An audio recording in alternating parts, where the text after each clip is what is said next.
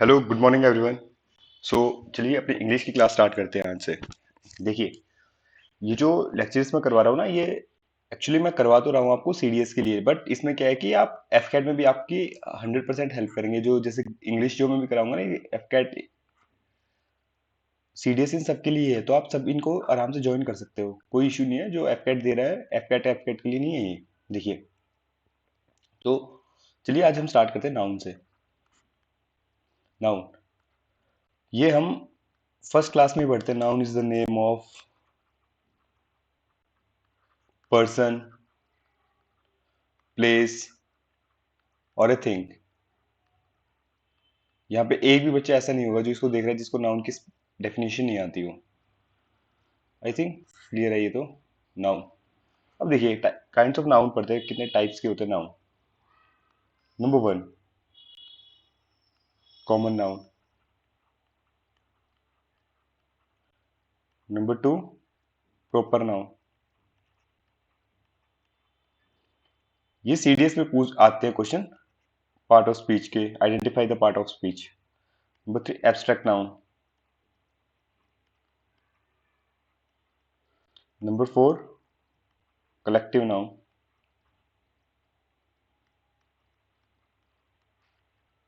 And number five, material noun. देखिए,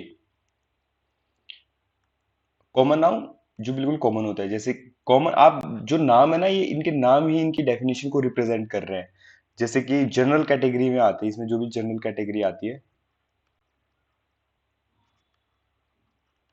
जैसे कि example, man, women, city, country, etcetera. अब देखिए, जनरल, क्योंकि इसमें कोई आपको एक स्पेसिफाई चीज नहीं पता चल रही ना आपको। अब देखिए, प्रॉपर यानी इसमें एक पर्टिकुलर पर्टिकुलर थिंग्स की बात की जा रही है। जैसे कि एग्जाम्पल मैं आपको बताता हूं, जैसे कि राहुल एक पर्टिकुलर आदमी का नाम है। कविता, ये देखो, ये भी एक पर्टिकुलर किसी लड़की का नाम है। अब देखो, सिटी, सिटी में जैसे दिल्ली हो गया, तो दिल्ली एक पर्टिकुलर बता दिया ना आपको ये। देखिए, एब्स्ट्रैक्ट नाउन क्या होता है, जिसको हम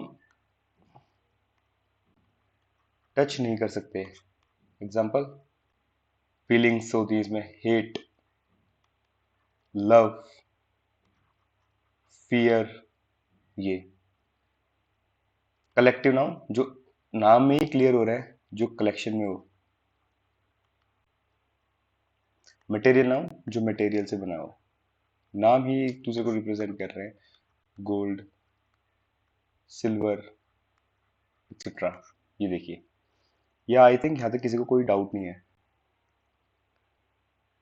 आप नोट्स चाहे तो बना सकते हैं, लेकिन मैं इसके साथ अटैच कर दूंगा पीडीएफ।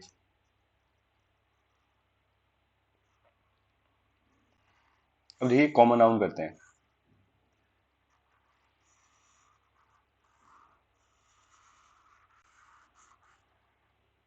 देखिए, कॉमन नाउन, कॉमन नाउन दो तरीके के होते हैं।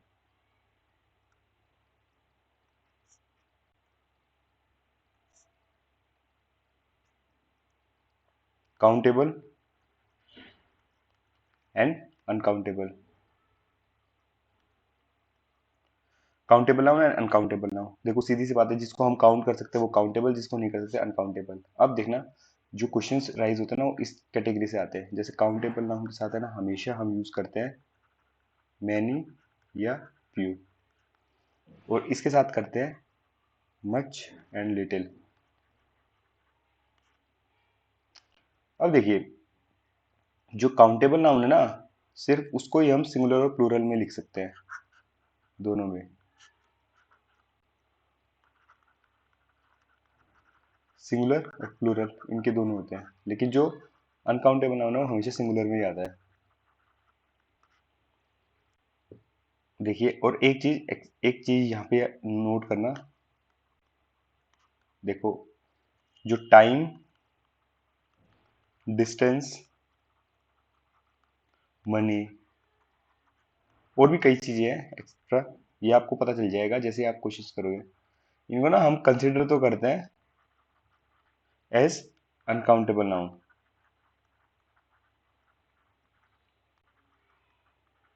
लेकिन इनकी जो मेजरमेंट है ना वो हमेशा काउंटेबल की तरह यूज होती है, काउंटेबल में हम उसको मानते हैं। जैसे मैं आपको एक मनी बता रहा हूँ यार, मनी यार पता नहीं कितने अनकाउंटेबल है, लेकिन एक पर्टिकुलर उनकी जो मेजरमेंट है, जब लेकिन जैसे हम उसको मेजर करने लगते हैं तो वो मेजर कर सकते हैं ना, उनकी जो मेजरमेंट है ना स्टिल काउंटेबल है, ये कहने का मतलब है।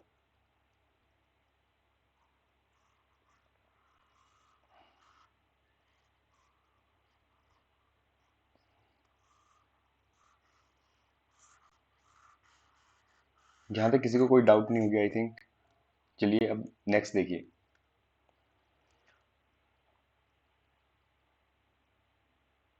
पता है, मैंने आपको बताया कि अनकाउंटेबल नाउन को हम सिंगुलर फॉर्म में यूज करते हैं, लेकिन पता है रेयर केसेस होते हैं जिसमें हम अनकाउंटेबल नाउन को प्लूरल फॉर्म में लिखते हैं। लेकिन पता है हम इसको जब प्लूरल फॉर्म में लिखते हैं ना तो वो उस पर्टिकुलर नाउन को रिप्रेजेंट नहीं कर रहा होता, ये रिप्रेजेंट करता है different kind of uncountable noun. देखिए एग्जांपल बताऊंगा जब आप समझ जाओगे। इसको रबी कर देते सबको।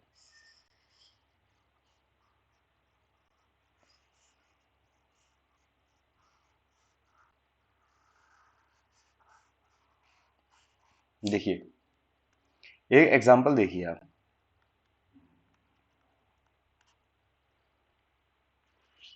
देखिए, I have collected the moneys of different countries. मैंने आपको बताया था मनी, मनी को हम क्या लेते हैं, मनी को हम हमेशा अनकाउंटेबल नाउन में लेते हैं, लेकिन जो अनकाउंटेबल नाउन है वो क्या होता है, हमेशा सिंगुलर फॉर्म में लिखा जाता है, लेकिन यहाँ पे हमने इसको प्लूरल फॉर्म में लिख दिया। आपको पता है ये जो मनीज है ना, यहाँ पे ये किसी अमाउंट को रिप्रेजेंट नहीं कर रहा है, अमाउंट को रिप्रेजेंट नहीं कर रहा है, ये कर रहा है different types of, different kinds of currencies, इसको रिप्रेजेंट कर रहा है ये। आई थिंक आपको ये क्लियर हुआ होगा। देखिए अब नेक्स्ट एक और एग्जांपल देते हैं। My uncle has a jewellery shop and he deals with a, अरे यार, he deals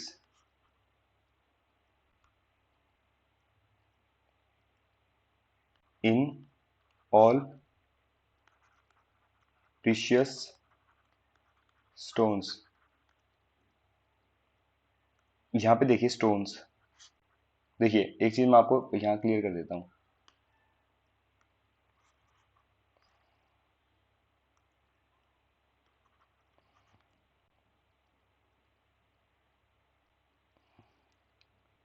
material noun,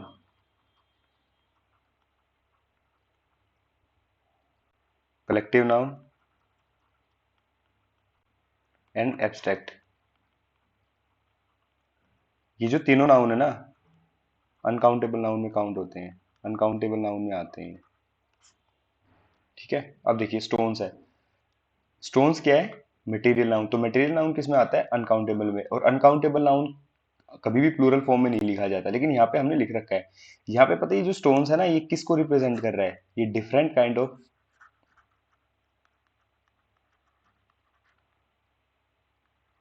stones, जैसे कि गोल्ड, सिल्वर, प्लेटिनम, उनको रिप्रेजेंट कर रहा है।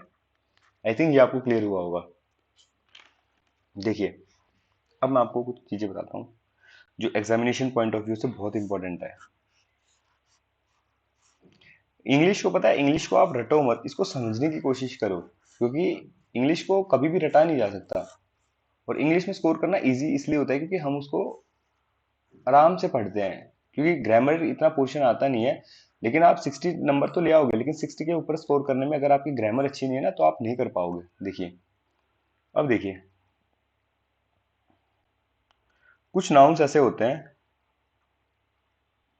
जिसको हो हम प्लूरल फॉर्म में नहीं लिख सकते। इसके एग्जाम्पल लिख लीजिए, जैसे फर्नीचर,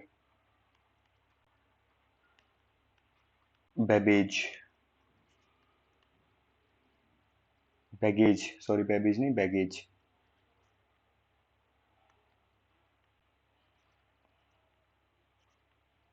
बैगेज, मशीनरी, लगेज, ये बैगेज और लगेज में थोड़ा वो हो गया था, scenery, poetry, equipment, cutlery, crockery, etcetera. ये कई नाउन है जिसको हम प्लूरल फॉर्म में नहीं लिख सकते। अब देखिए, एक एग्जांपल देके बताता हूँ आपको, फिर आपको ये क्लियर हो जाएगा। Example, how many furniture do you have at your house. देखिए, ये एग्जांपल लेते हैं। अब देखिए, हम क्या करेंगे, फर्नीचर मैंने क्या बताया है, इसको हम प्लूरल फॉर्म में नहीं लिख सकते। और ये क्या है जिसको हम प्लूरल फॉर्म में नहीं लिख सकते, वो क्या होते हैं, अनकाउंटेबल नाउन। लेकिन और अनकाउंटेबल नाउन के साथ कभी भी मैनी का यूज नहीं होता, हमेशा होता है मच का यूज। ये मैंने आपको ऊपर पढ़ा है। ये ऐसे एरर टाइप के क्वेश्चन पुट करते हैं। अब देखिए, ये क्लियर है। ऐसे क्वेश्चन पूछता है, ये आपके पता है अभी आपको समझ में आए या ना आए, लेकिन पता है जैसे जैसे आपकी प्रैक्टिस होगी ना, उसके बाद आप इजीली कर लोगे इनको। 2 लेक्चर अपने लगेंगे इसको करने में, नाउन को, और फिर एक लेक्चर हम इसके क्वेश्चंस करेंगे। बुक्स हम बुक्स तो हम मिक्स फॉलो करेंगे, एसपी बख्शी करेंगे और मिरर ऑफ कॉमनर्स में से भी करेंगे कुछ क्वेश्चंस। और क्लास नोट्स में बनवा रहा हूँ आपको, उसमें से मेरे नोट्स में से भी करवाएंगे। ठीक है, अब देखिए, कुछ नाउन ऐसे जो होते हैं जो हमेशा प्लूरल फॉर्म में ही आते हैं। Example, scissors, jeans, pliers, goggles. कभी भी आपने जीन नहीं सुना होगा, कभी प्लायर नहीं सुना होगा, कभी सीजर नहीं सुना होगा, सीजर्स बोलते हैं इसको, सीजर्स। गॉगल नहीं सुना होगा, गॉगल्स बोलते हैं।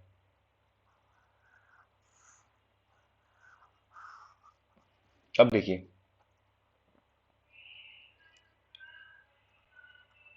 Where is the scissor, scissors. इसमें एरर का है, इसमें इसमें है, क्योंकि ये तो सबको पता है ना, सीजर्स। ठीक है, तो अगर ये प्लूरल है तो प्लूरल वर्ब यूज हो गया ना, तो यहाँ पे आर आएगा। अब देखिए, where is the pair of scissor. यहाँ पे इस सही है, क्योंकि यहाँ पे इसने एक पेयर बता दिया ना, इसके अकॉर्डिंग हमने ये वर्ब यूज किया। तो ये वर्ब हम जब वर्ब पढ़ेंगे ना, जब आपको क्लियर हो जाएगा। अब देखिए, नेक्स्ट कॉन्सेप्ट,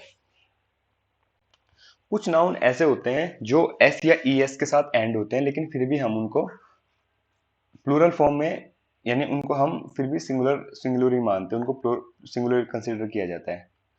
एस या ई एस से एंड होते हैं, लेकिन स्टिल सिंगुलर। ये ज्यादातर है ना, किसी सब्जेक्ट का नाम, जैसे फिजिक्स, या फिर मेडिसिन के नाम, या किसी डिजीजेस के नाम, उस पे होता है। इनिंग्स, विकेट्स, मीजल्स, ये देखिए, rickets, measles, brain innings, physics, और भी है ऐसे। अब देखिए सेकंड, अब हम आते हैं, कॉमन नाउन खत्म, अब आते हैं हम अपने प्रॉपर नाउन पे। प्रॉपर नाउन मैंने आपको बता दिया था कि एक पर्टिकुलर उसको शो करता है। एब्स्ट्रैक्ट नाउन क्या होता है? एब्स्ट्रैक्ट में feelings, love, experience, honesty, hate, इस टाइप के होते हैं। अब देखिए, अब हम करते हैं, मैंने आपको बताया कि जो कलेक्टिव नाउन है ना, कलेक्टिव नाउन को हम किससे क्या बोलते हैं? Uncountable noun.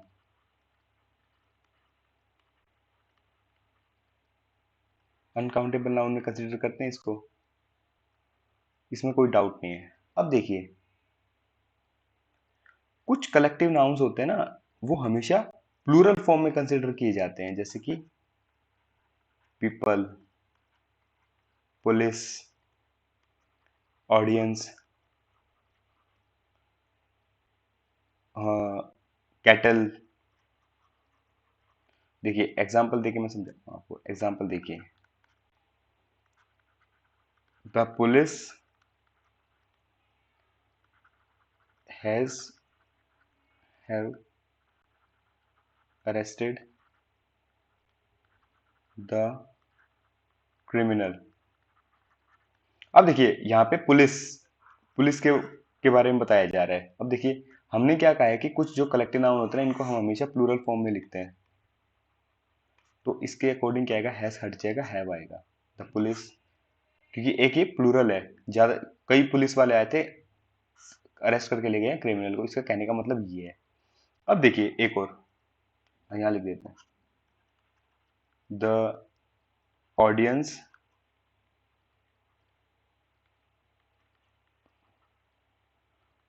Requested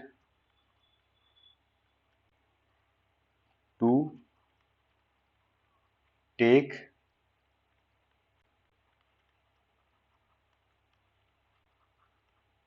seats. अब देखिए, यहाँ पे ऑडियंस है, ऑडियंस है, और ऑडियंस हमने क्या बताया? प्लूरल फॉर्म में होगी, प्लूरल होगी तो इज हट जाएगा, आर लगेगा, आर रिक्वेस्टेड टू टेक, तो इट्स भी इट्स सिंगुलर में आता है, और देर क्या आता है? प्लूरल में, देर सीट। ये देखिए, ये क्वेश्चन आते हैं आपके, मतलब इनको ना रटने मत बैठो, इसको समझो, समझोगे ना फिर आपको है ना, अब अगर आप ये रट लोगे तो आप यही सेंटेंस रट पाओगे, लेकिन जैसे आप समझोगे ना ये कहना क्या चाह रहा है, तो फिर आप एक सेंटेंस से आप समझ जाओगे, फिर आप कैसे भी सेंटेंस आ जाए, उससे रिलेटेड आए, उससे थोड़े इरिलेटेड आए, लेकिन आप फिर कर लोगे उसको।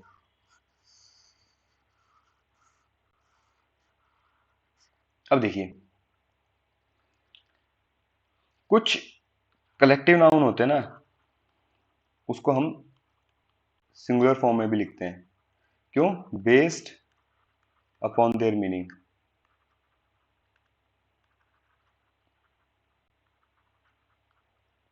अब देखिए एग्जाम्पल,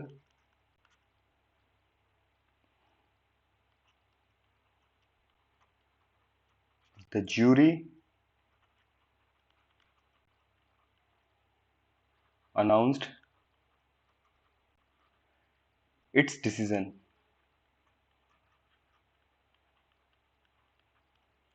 देखिए, जो ज्यूरी होती है ना, वो कई मेंबर्स की होती है, मोर देन, तो हमने क्या है, हैज काट देंगे और हैव लगाएंगे।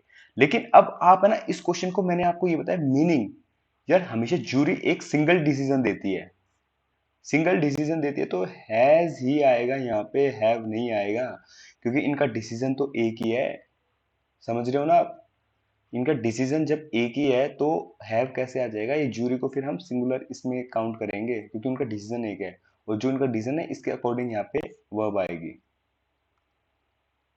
आई थिंक यहाँ, चलो एक और लेते हैं, देखिए, आवर टीम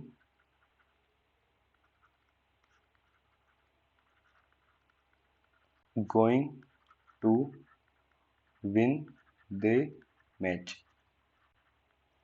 अब देखिए, आवर टीम, टीम में तो मेंबर ज्यादा है, लेकिन यहाँ पे तो टीम एक, एक ही टीम रिप्रेजेंट हो रही है, तो एक ही हो रही है, तो इज आएगा मीनिंग के अकॉर्डिंग। अब देखिए, इसी में ही मैं आपको ऐसे के ऐसे एग्जांपल दिखाता हूँ, फिर आप समझ जाओगे।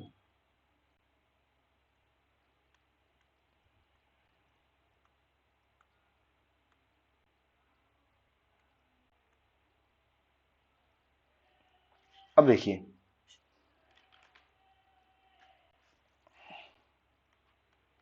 The jury has have several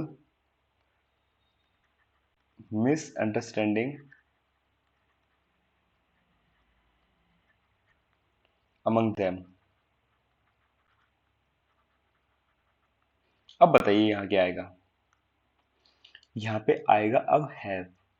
अब इसकी मीनिंग देखो, सेवरल मिसअंडरस्टैंडिंग बिटवीन देम, मतलब कोई बोल रहा है कि हमें ये फैसला अच्छा लगा, कुछ जूरी कह रहे हैं कि नहीं यार हम इसे सेटिस्फाइड नहीं है। तो यहाँ पे अलग अलग हो गए ना जूरी, तो अगर वो जूरी अलग अलग हो गए तो यहाँ पे हैव आएगा और हैज हट जाएगा। देखिए, आई थिंक इसमें कोई भी आपको डाउट नहीं होगा। देखिए, आज का लास्ट लेक्चर, लास्ट कॉन्सेप्ट ये डिस्कस करते हैं। देखिए,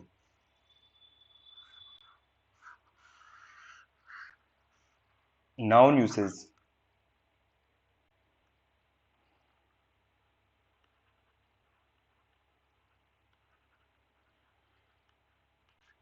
नाउन यूसेज, देखिए कभी भी है ना, ये मत लिखना he is my cousin brother.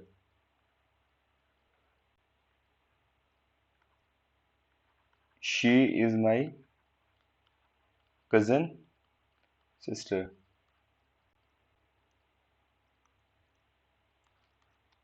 Direct लिखना he is my cousin, she is my cousin. Cousin के बाद ब्रदर या सिस्टर लिखना एक गलती होती है, उसको हम we should just say cousin.